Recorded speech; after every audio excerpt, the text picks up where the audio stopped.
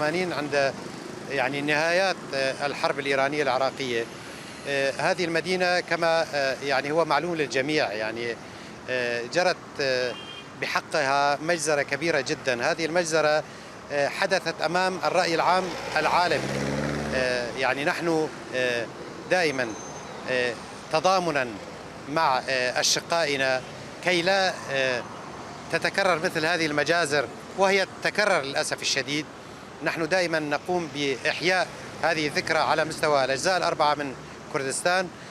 نحن كمجلس مدينة الحسكة قمنا اليوم بقراءة بيان، وقمنا بالوقوف 5 دقائق صمت كما جرت العادة لخصوصية هذه المناسبة، أيضا لكي تبقى هذه الذكرى ماثلة أمام الجميع حتى لا تتكرر مثل هذه المآسي. نحن قلنا في بياننا ليتعظ أصحاب تلك المخططات التي تريد إفناء وإبادة الشعوب.